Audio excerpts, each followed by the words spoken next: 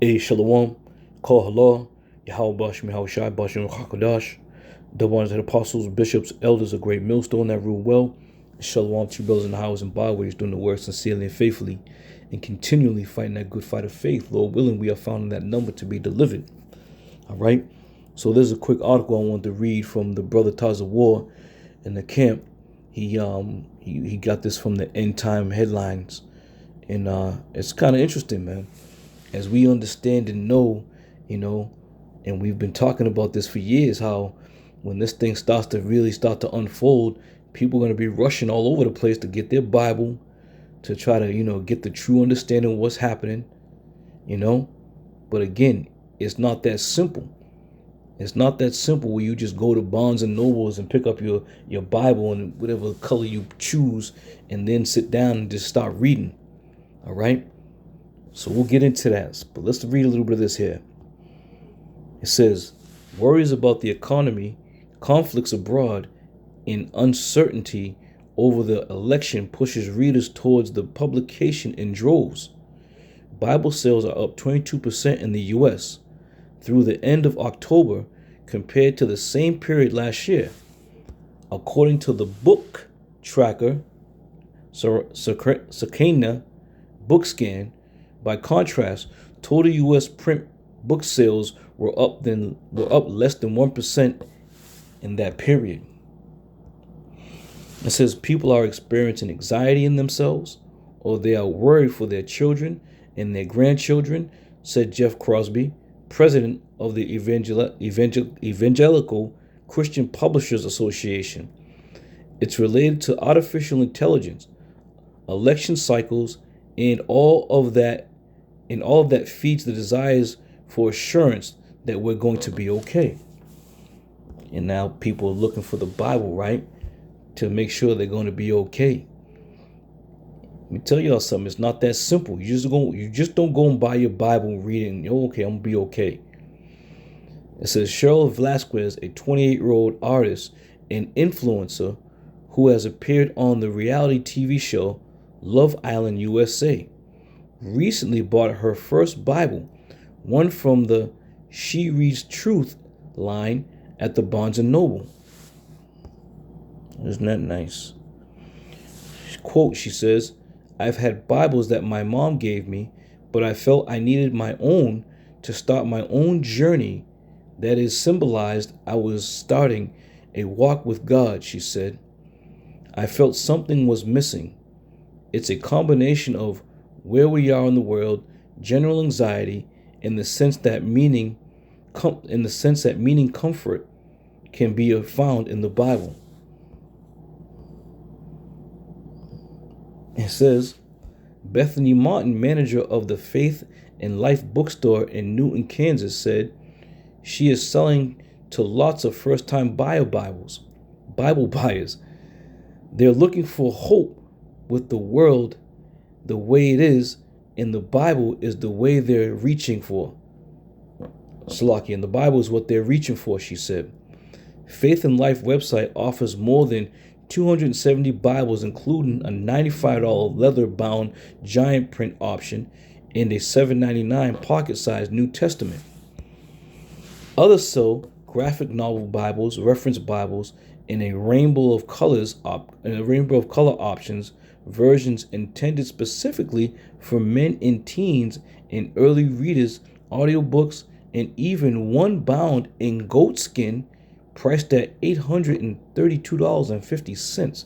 God damn, they're making a killing. It says, in March, President-elect Donald Trump endorsed the God Bless USA Bible, which sells online for $59.99 and isn't included in the Serenica BookScan figures. All right, so you get the gist, man. Brothers, you get the gist of what's going on here. So you got these first-time Bible buyers looking to seek comfort in the Bible, which the Bible is the comforter, but it's the comforter for those who have been chosen by Yahweh Bashim Yahweh Shai. All right, so let's get into a few scriptures. This is Romans chapter 10 and 14.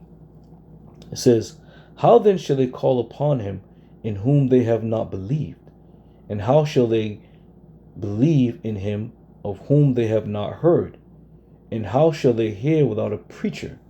And that's the key point right here, man.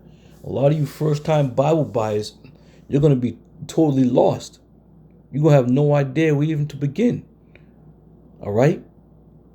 Even us men who have been in this thing and the head apostles, we had teachers. All right? We were brought in as newborn babies, in being that newborn baby, you had to relearn all that you ever was taught. The majority of you people who are now coming in at the last minute buying these Bibles, you have no teacher first and foremost, but then you're not going to be able to erase all the shit that you learn. So it's going to be a great millstone upon you, because you're just not going to be able to get it, man, unless the Lord opens your eyes and gives you the ability to receive it. Okay? So that's a true statement right there. The Lord got to give you the ability to understand this thing.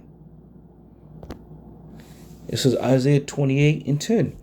It says, for precept must be upon precept, precept upon precept, line upon line, line upon line, here a little and there a little. Now, the majority of you first-time Bible buyers, and again, most people who read are going to buy a book. A lot of people that don't read, they're not buying books. So a lot of you people are probably well-read in reading. You probably read Huckleberry Finn. You probably read, Save the Last Dance for Me and, Stand By Me. You probably read all those books and was able to follow along and understand because they were written in chronological order like a novel should be. All right? But you ain't going to be able to read the Bible like a general novel. And that's why we just read line upon line, precept upon precept, here a little, there a little. But again, that all comes with the main ingredient of the Spirit of the Lord giving you the ability to receive it. So these first-time Bible buyers, what do you think they're going to do? They're going to go home, get comfortable, and open up to the book of Genesis in the beginning. And they're going to read and just keep reading to the point where they're going to say to themselves, shit, what am I reading? What's going on here? But again, this is where you're at. All right? This is what's happening.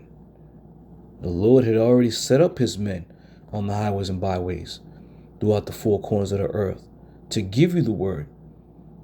This is Proverbs 1, and I'm going to start at 24. And again, I'm going to use this for the masses, man, because now the masses are all buying Bibles. They're all looking to, seek that comfort. Verse 24, it says, because I have called and ye refuse, I have stretched out my hand and no man regardeth. But ye have set at naught all my counsel, and with none of my reproof. I will also laugh at your calamity. I will mock when your fear cometh. Right, and isn't that what's happening right now? People are in fear. They're in fear because they're not certain of what's to come. With this new presidency coming down, the economy, the civil unrest that's going to be taking place. So there's a lot of fear. Whether or not your children, your grandchildren are going to be able to be safe, that brings a lot of fear. But the Lord said, verse 26, I also will laugh at your calamity. I will mock when your fear cometh. When your fear cometh as a desolation, and your destruction cometh as a whirlwind, when distress and anguish cometh upon you, then shall they call upon me. All right? So, and that is true, man. Now these things are starting to come up because you're hearing from all types of media sources, all types of articles and newspapers, and even your local news. Everybody's playing this whole thing as we don't know what's to come. The president is putting all kinds of certain people in office, and we don't know what to expect. So the media is building up that tension, man. It's building up that anxiety that people are now feeding off of. And that anxiety that they're feeding off of is now heightening their anxiety. You see how this whole thing is playing out? It's playing out like a beautifully played, love song, if you will. And you people are falling right for it. You just, what are we going to do? What's happening? What's going on? You falling right for it, man. But rightfully so. All right? It says, when your fear cometh as a desolation, your destruction cometh as a whirlwind, when distress and anguish cometh upon you, then shall they call upon me, but I will not answer. They shall seek me early, but they shall not find me. What did that young lady say? The influencer? She wanted to buy her own Bible to start her own journey. But this is the folly that has been set in America, man. Nobody takes things serious anymore, especially the Bible, especially the word of the Lord. Because let me say this: if Kamala Harris got into office, how many Bible sales you think the percentage would be up? Absolutely none, because everybody would be at peace. There'd be no anxiety, but there'd be no fear. But you see how that works? That's why the Lord said, seek the Lord while he may be found. Call upon him before the evil days come, roughly paraphrasing. All right? If Kamala Harris got in there wouldn't be no Bible sales up. There wouldn't be no one buying Bibles. Because everybody would be peaceful. Everybody would be at peace. But now that Donald Trump is in there, now everybody wants to go buy the Bible. Now everybody wants to seek the word of the Lord. You see? And that's why the Lord said he's going to laugh at you. All of you. Going to laugh right in your damn face. Amos 8:12. It says, and they shall wander from sea to sea, and from north even to the east. They shall run to and fro to seek the word of the Lord and shall not find it. And people are going to really want to have this word broken down. All right? The more unsown this place becomes, the more people are going to want answers. The more people are going to want to know, what should we do? What's in the Bible? Where's that in the Bible? What's it say about this? All right? But as we have always, been teaching and telling people, there's going to be a point in time, there's going to be a famine of hearing this word. You people going to be on your own, man. You're going to be on your own.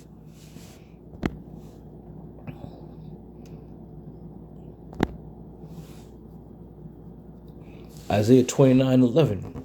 It says, and the vision of all is become unto you as the words of a book that is sealed. All right? Even though you're able to open the Bible and flip through the pages and read the chapters, read the verses, this book is still sealed because you have not been given the understanding of the mysteries of the book. Okay, continuing on. Which men deliver to one that is learned, saying, read this, I pray thee. And he saith, I cannot, for it is sealed. And again, going back to having the spirit of Yahweh Shai upon you to understand this thing and to receive it. All right? The masses and the majority of the people who are reading these Bibles don't have a clue. And the ones that are speaking the correct thing, they're speaking it because the Lord has put it on the apostles of Great Millstone to teach the word, and the word has gone out through the fruit that the Lord has given the apostles, and the fruit now speaks this word. So no matter where you are in the world, you're able to hear the prophets of the Lord, speak this word, no matter where you are. Now, the question is, are these people given the proper credit to the Lord and thanking the Lord for setting up the men, the apostles and elders? No, because they take this word to their congregation as if the Lord gave them the vision, as if the Lord gave them the understanding. So they'll get before their congregation. And I was in my living room sleeping, and the Lord came to me. But again, it's all going to come to a head. Because you got to remember, the Lord is not a man that he should lie. Right? So therefore, all these individuals, scoffers, scorners, liars, adulterers, all you people are going to be exposed, man. Because when the rubber really hits the road, are you gonna be able to explain to the masses what's really going on? Chances are slim on that one. All right. But all that being said, I'm gonna end it right there, and I just want to do a quick, quick hit on this article that the brother put up, about these Bible sales, and they're going through the roof, and they're going to continue to rise because the masses out there want to know. That book, The Inquirer, you know what their slogan was? Inquiring minds want to know. And going back to, the Bible itself, a lot of the prophecies that the majority of people are concerned with are written in the Apocrypha. How many people are buying the Apocrypha out there? Not many, if any at all. And I'm pretty sure the majority of these Bibles, are the New Version Bibles. All right? So a lot of them aren't going to have the Apocrypha in there. But it's what we have. It's the time period we're living in. All right? And they're going to have to run to and fro to seek to hear the word, and they're not going to be able to find it. All right? So with that, I'm going to end it. Lord willing, I'm going to see y'all brothers another one. I'm going to say shalom.